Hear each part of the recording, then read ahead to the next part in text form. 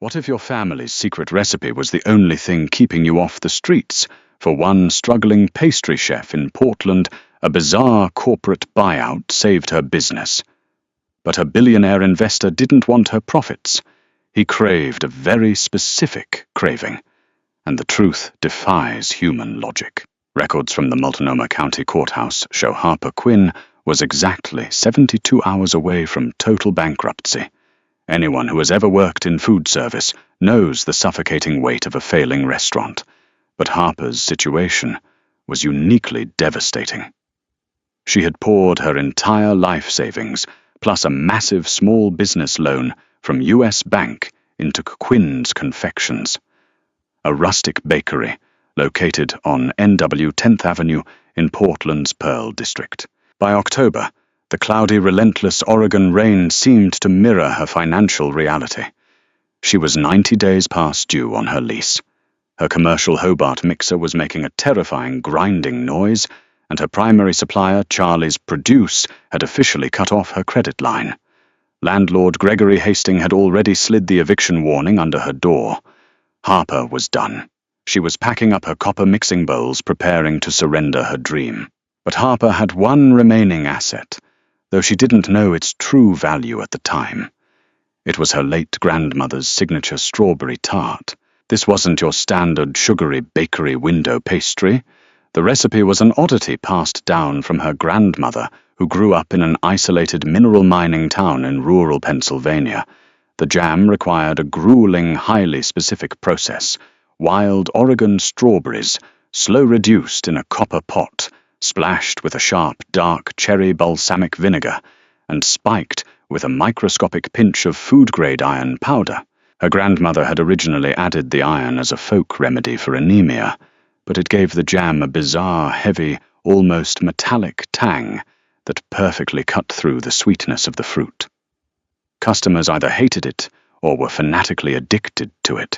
On a dreary Tuesday afternoon, just as Harper was flipping the open sign to closed for what she thought would be the last time a man walked in. Security footage from the shop, later analyzed by private investigators, shows a towering figure stepping out of the torrential rain without a single drop of water on his immaculate charcoal Tom Ford suit. He was pale, startlingly so, with sharp, aristocratic features and eyes that seemed to absorb the dim light of the bakery rather than reflect it. "We're closing," Harper told him, wiping flour from her apron. "Actually, we're closing for good." The man didn't blink. He walked directly to the display case, pointing a long, pale finger at the single remaining strawberry tart sitting on the glass shelf. "I require that," he said. His voice was smooth, resonant, and carried a strange, archaic cadence. Too exhausted to argue, Harper boxed it up. She didn't even charge him. She just wanted him out so she could cry in the walk-in freezer. But instead of leaving, the man opened the box right there at the counter. He picked up the pastry, closed his eyes, and took a bite. What the security cameras captured next is something behavioral experts still debate. The man literally froze. His chest stopped moving. His pupils dilated so rapidly his eyes appeared entirely black. A violent tremor ran through his hand, and he gripped the edge of the granite counter hard enough to leave a microfracture in the stone. He didn't just chew the pastry, he devoured it with a sudden, terrifying desperation, as if he had been starving in a desert for a century and had just found a canteen of water. He swallowed, opening his eyes. They were fixed dead on Harper. "What is in this?" he demanded, his voice dropping to a gravelly whisper. Harper, terrified, rattled off the basic ingredients, carefully omitting the iron powder and the copper pot reduction technique. The man pulled a sleek black card from his breast pocket and slid it across the counter. The name, embossed in silver, read Cassian Mercer, CEO, Mercer Vanguard. "I am buying this establishment," Cassian announced flatly. Harper laughed, a bitter, exhausted sound. "It's not for sale, it's bankrupt. I'm over 150,000 in debt." "I am aware," Cassian replied, pulling out a slim cell phone. He dialed a number, spoke exactly 3 words. Execute the Quinn acquisition. And hung up. He looked back at her. Your debts to US Bank are cleared. Your lease with Mr. Hastings has been purchased. I am now your landlord. I am injecting $1.2 million into the operating budget of this bakery. You will remain the head chef. Harper thought it was a sick joke, but within 3 minutes her phone buzzed. It was an alert from her banking app. A wire transfer for $1.2 million had just cleared into her business account. Her jaw dropped. What do you want from me? She whispered, looking at the impossibly pale billionaire standing in her failing shop. Cassian leaned in, his breath unnaturally cold against her skin. I want you to make that exact jam. And I want you to never ever change the recipe. When you are drowning in debt, you don't ask why the life raft is made of gold. Harper signed the acquisition papers 2 days later in the sleek, sterile offices of Lane Powell, a prominent Pacific Northwest law firm. But it wasn't until she sat down to read the heavily modified employment contract that the bizarre reality of her new life set in. Cassian Mercer didn't care about foot traffic.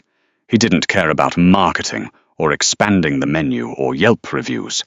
In fact, under Section 4 of the new contract, Quinn's Confections was to immediately cease all daytime retail operations. The storefront was to be permanently shuttered to the public.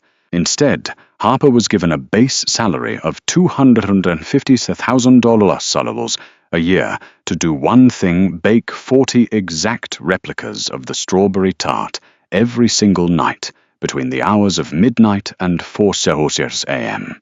This is money laundering. Her best friend and former sous chef Chloe Bennett warned her over coffee a week later. Chloe ran a popular food truck off Mississippi Avenue and had seen her fair share of shady Portland restaurant deals. Harper, think about it. A ghost corporation buys a failing bakery, boards up the windows, and pays you a tech CEO's salary to bake jam in the middle of the night. You're a front for a cartel. Harper defended the arrangement. Chloe, the money is real. The bank cleared it. And the guy, he's just an eccentric billionaire with a weird fixation on my grandmother's recipe. I bake the tarts, I put them in the industrial fridge at 3:45 a.m., and I go home. It's harmless. But it didn't feel harmless. Working the night shift in an empty, locked bakery cast a heavy, isolating shadow over Harper's life. Every night, exactly at 4:15 a.m., a matte black Mercedes Sprinter van would pull into the alleyway behind the shop. Cassian's personal fixer, a quiet, intensely intimidating man named Desmond Reed, would unlock the back door, load the 40 tarts into a refrigerated lockbox, nod silently to Harper, and drive away. Weeks turned into months. Harper's bank account swelled, but her anxiety spiked. She began noticing strange details. Desmond never wore a winter coat, despite the freezing December Portland rain. The ingredient requests from Mercer Vanguard were militant if Harper tried to substitute a standard balsamic for the dark cherry, or used a stainless steel pot instead of the heavily oxidized copper one. She would receive a terrifyingly swift email from Desmond within hours stating the batch was unacceptable and reminding her of her contractual obligations. How did they know? She wondered. How could they taste the difference of a metal pan? The turning point happened on a bitter night in mid-January. A massive ice storm had rolled off the Columbia River Gorge, effectively shutting down the city. Harper had just finished boxing the 40 tarts at 3:30 a.m. when her cell phone rang. It was Desmond. The Sprinter has a blown transmission on Interstate 5. Desmond said, his voice tense background, wind howling through the receiver. I cannot make the pickup. Mr. Mercer requires the product immediately. He is experiencing a severe deficit. A deficit? Harper asked, confused. Desmond, the roads are completely iced over. Can't he just wait until tomorrow? No. Desmond barked, losing his icy composure for the first time. If he does not get that specific batch in the next hour, people are going to get hurt. I am authorizing a bonus of $50,000 to your account. Put the boxes in your Subaru and drive them to the Benson Tower penthouse. Use the private freight elevator. The code is 0404. Do not speak to him. Drop them and leave. The line went dead. Harper's heart hammered against her ribs. People are going to get hurt over pastry. Chloe's warnings about drug cartels rang fiercely in her head, but the threat in Desmond's voice was too real to ignore. Loading the heavy boxes into the back of her all-wheel drive Outback, she navigated the treacherous empty streets of downtown Portland. The city was a ghost town encased in a shimmering layer of ice. She arrived at the luxury high-rise Benson Tower at exactly 4:05 a.m. Following Desmond's instructions, she bypassed the main lobby and used the underground parking garage to access the freight elevator. She punched in Mortal 404. The elevator surged upward, entirely bypassing the lower residential floors, rocketing straight to the top. When the metal doors slid open, Harper stepped into a penthouse that looked less like a home and more like a high-end mausoleum. Black marble floors, floor-to-ceiling windows, overlooking the frozen city, and virtually no furniture. But what struck her immediately was the temperature. It was freezing inside. The climate control was set to a chilling 45 degrees. "Mr. Mercer," Harper called out softly, holding a large crate of tarts against her chest. No answer. Only a strange, wet tearing sound coming from the adjacent dining hall. Harper crept forward, her boots completely silent on the marble. As she neared the archway, she heard a man sobbing quietly. It wasn't Cassian. It sounded like a young man pleading. "Please, Cassian, no. I signed the NDA. You promised." "I am losing it," Cassian's voice growled. It didn't sound like the suave CEO who had bought her shop. It sounded guttural, distorted, like two stones grinding together. "The iron. I need the iron." Harper peeked around the corner, and the crate of tarts nearly slipped from her numb fingers. Cassian Mercer was pinning a young, terrified security guard against the dining room wall. But Cassian was transformed. His flawless face was contorted, the skin pulled taut over unnaturally sharp cheekbones. His eyes were glowing a sickening luminescent crimson in the dark room, and extending from his upper jaw were two elongated, razor-sharp fangs dripping with a thin, clear venom. Cassian lunged his jaw, unhinging, to sink his teeth into the guard's exposed neck. Clatter! Harper stumbled back, knocking a silver decorative vase off a pedestal. It crashed against the marble floor with a deafening ring. Cassian froze. His head snapped toward the archway with whiplash speed. His crimson eyes locked onto Harper, zeroing in on the cardboard crate in her hands. He dropped the sobbing security guard, who instantly scrambled away into the shadows. For a terrifying second, Harper thought she was going to die. The creature that used to be a billionaire investor stalked toward her, a low, predatory hiss vibrating in his chest. But as he closed the distance, the heavy metallic, iron-rich scent of the strawberry jam wafted from the crate. Cassian stopped violently. His chest heaved. With blinding speed, he reached into the box, pulled out a tart, and shoved it into his mouth. Harper watched in paralyzed horror as the bizarre chemistry of her grandmother's recipe went to work. The heavy iron powder, the sharp, dark cherry vinegar, the metallic reduction from the copper pot, it hit his system like a narcotic. The glowing crimson faded from his eyes, returning to a dull, empty black. His fangs retracted with a sickening crunch. The demonic tension in his muscles dissolved. Within 10 seconds, Cassian Mercer stood before her, wiping a smear of red jam from his pale lips with a silk handkerchief. He straightened his Tom Ford lapels. "You're late, Miss Quinn," he whispered, his voice smooth and human once again. Harper dropped her car keys on the ice-cold floor. She had just realized why Cassian Mercer bought her failing bakery. He wasn't laundering money. He was an apex predator, and her grandmother's iron-laced strawberry jam was the only thing on Earth that tasted exactly like human blood. Fear is a strange mechanism. When pushed past its absolute limit, the human brain stops panicking and shifts into a chilling, hyper-rational survival mode. Harper did not scream. She did not run for the private elevator. She simply stared at the empty pastry box, then at the billionaire who had just narrowly avoided tearing a man's throat out. "You're not laundering money," Harper stated, her voice remarkably steady, despite the adrenaline flooding her system. "You're feeding." Cassian walked to the panoramic window overlooking the frozen Willamette River. The monstrous feral energy that had consumed him moments ago was entirely gone, replaced by the weary demeanor of a corporate executive working an 80-hour week. Since the implementation of widespread genetic genealogy and advanced forensic science, my kind has faced an extinction-level logistical crisis, Cassian explained, not looking at her.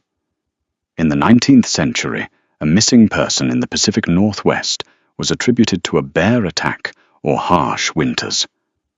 Today, a single drop of saliva left at a crime scene is uploaded to CODIS, and within 48 hours the FBI is tracking our movements.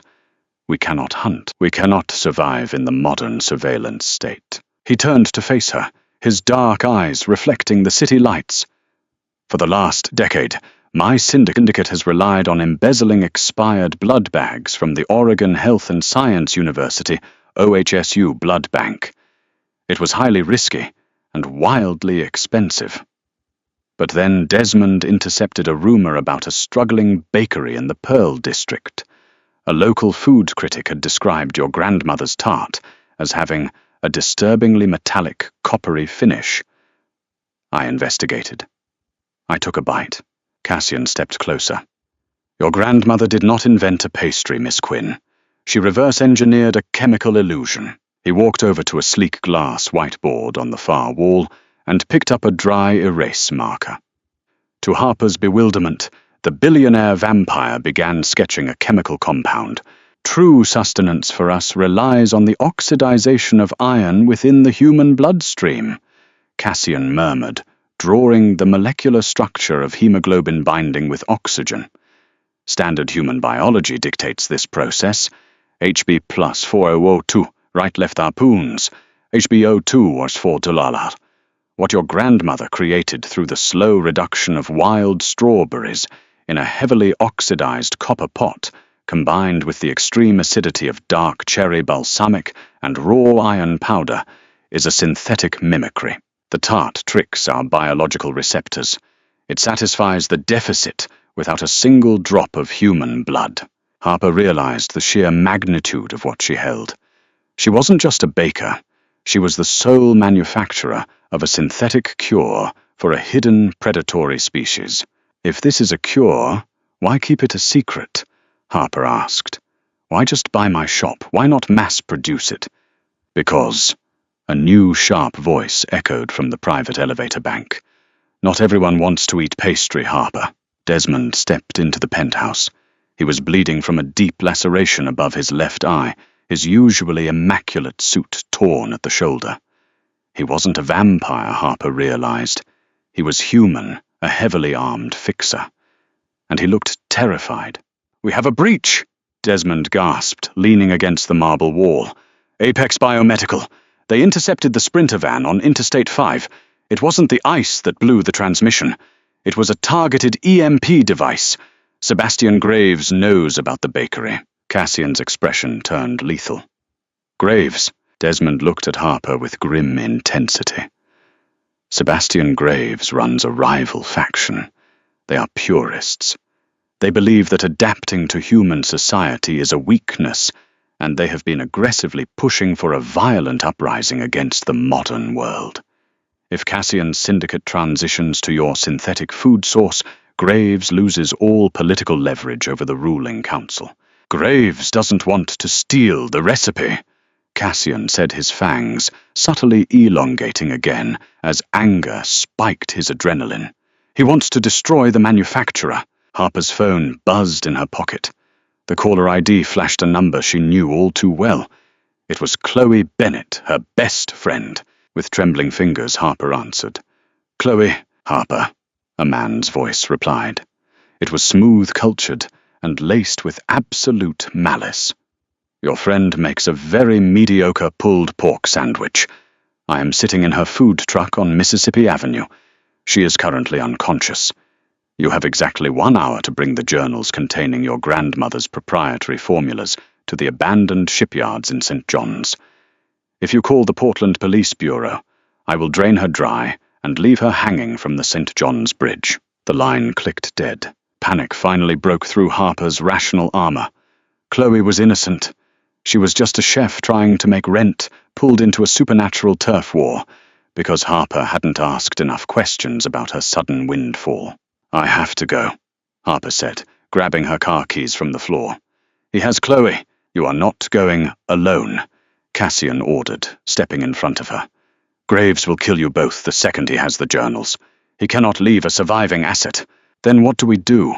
Harper yelled, tears of frustration stinging her eyes. "He's a monster. I'm a baker. I don't know how to fight vampires." "You don't need to fight them," Desmond interjected quietly, wiping the blood from his eye. "You just need to cook for them." Harper froze. An idea wild and incredibly dangerous began to form in her mind. She thought about the history on the whiteboard. She thought about her grandmother's meticulous warnings about substitutions. If the exact combination of iron, copper, and acid acts as a life-saving synthetic blood, what happens if I introduce a toxic element to the chemical bond? "Desmond." "Harper," said her voice, dropping to a serious, calculated pitch. "Is there a holistic pharmacy near here? One that's open 24 hours, or one you can break into? There is a naturopathic clinic in Hawthorne. I have the security codes," Desmond replied. "What do you need?" "Colloidal silver," Harper said. "The highest concentration they have, and I need to get back to the bakery." The preparation. They moved with militaristic speed. While Desmond raided the clinic, Cassian drove Harper's Subaru back to Quinn's Confections. Through the icy, desolate streets. They had 45 minutes. Inside the familiar warmth of her kitchen, Harper went to work. She didn't have time for the slow reduction process required for a full batch of jam, but she didn't need to feed an army. She only needed to feed Sebastian Graves. She threw the wild Oregon strawberries into the heavy copper pot, cranking the industrial gas burner to its maximum heat. She poured in the dark cherry balsamic, the acidic vinegar instantly reacting with the oxidized copper. But instead of adding the life-saving iron powder, she waited for Desmond. 10 minutes later, Desmond burst through the back door, slamming a large amber glass bottle onto the stainless steel prep table. Liquid colloidal silver, 500 ppm. In vampire lore, silver was a deadly neurotoxin, disrupting their cellular regeneration.